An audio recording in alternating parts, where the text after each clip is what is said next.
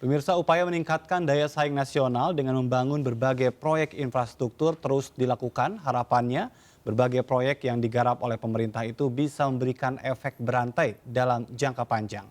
Komitmen pengembangan infrastruktur tersebut setidaknya terlihat dari alokasi anggaran sebesar Rp384,3 triliun pada tahun depan.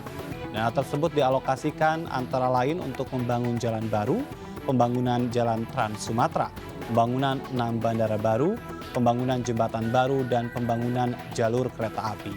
Ditilik dari rincian besaran rancangan infrastruktur di dalam negeri, pemerintah berambisi menciptakan konektivitas antar daerah dengan tujuan utama memeratakan pembangunan, di mana saat ini masih terdapat ketimpangan pembangunan terutama di Pulau Jawa dengan luar Pulau Jawa.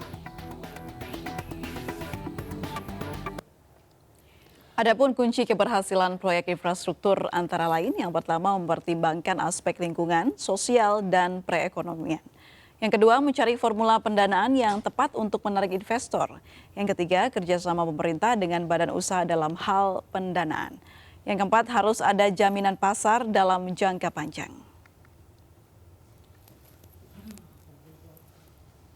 Ya, memang kalau berbicara tentang pembangunan yang harus berkelanjutan ini menjadi penting. Di sisi lain tidak hanya mengejar proyek-proyek supaya tidak mangkrak, tetapi proyek-proyek yang sudah dibangun pun harus bisa semaksimal mungkin digunakan. Karena kalau kita melihat dari apa yang disampaikan oleh Koransindo, April, ada beberapa proyek yang tentu harus dikawal dalam efektivitasnya karena ada beberapa yang menjadi sorotan, diantaranya adalah Bandara Kertajati yang sudah dibangun begitu megahnya, tetapi pemanfaatannya masih kurang begitu ya, masih belum bisa dirasakan oleh masyarakat, artinya masyarakat masih belum banyak menggunakan.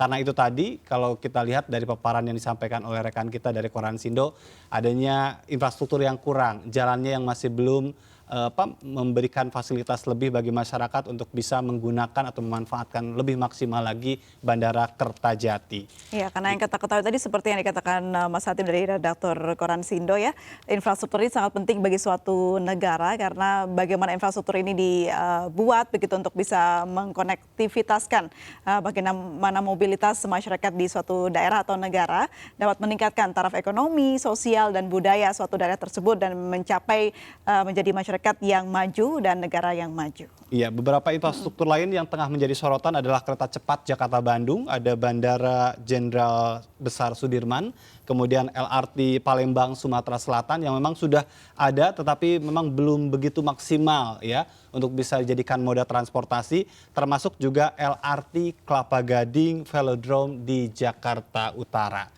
Dan memang kalau berbicara tentang infrastruktur, sampai saat ini pemerintah masih terus menggenjot banyak proyek infrastruktur untuk menunjang mobilitas masyarakat dan juga menciptakan kawasan pertumbuhan ekonomi baru. Ya, sayangnya ada yang sudah selesai dibangun, namun belum banyak dimanfaatkan warga. Jumlah penumpang LRT Jakarta menurun semenjak pandemi.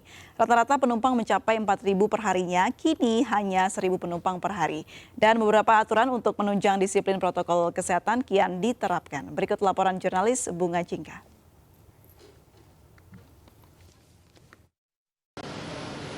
Pemirsa, saya baru saja mencoba menaiki LRT dari stasiun Pegangsaan 2 dan berhenti di stasiun Velodrome.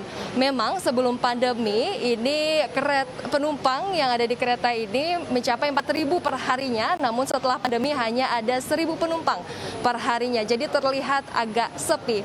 Dan penumpang LRT ini menggunakan LRT dikarenakan terintegrasi dengan angkutan umum lainnya seperti terintegrasi dengan Transjakarta Koridor 4 melalui Skybridge dan juga angkutan Transmini. Selain itu, di setiap awal dan akhir stasiun diberlakukan pembersihan terkait dengan protokol kesehatan, yakni dibersihkan tempat duduk, pegangan, dan tiang untuk mencegah penyebaran virus COVID-19. Selain itu, ada juga petugas yang kerap kali mengingatkan penumpang agar tidak berbicara satu sama lain dan juga tetap memakai protokol kesehatan agar memutus penyebaran virus COVID-19. Selain itu, tarif untuk LRT sendiri terbilang cukup murah karena disubsidi oleh pemerintah, yakni sebesar Rp5.000. Kereta LRT ini setiap harinya yang beroperasi ada 4 rangkaian atau 4 transit, di mana satu transit terdiri dari 2 kereta dan melayani 6 stasiun. Dari Jakarta, Bunga Cingka, Angga Yosua, Laksana Ainis melaporkan. Ya pemirsa, informasi tadi menjadi akhir kebersamaan kita di Indonesia Petang hari ini. Tetap patuhi protokol kesehatan, saya Aprilia Putri. Dan saya Aja Turatma, Sampai jumpa.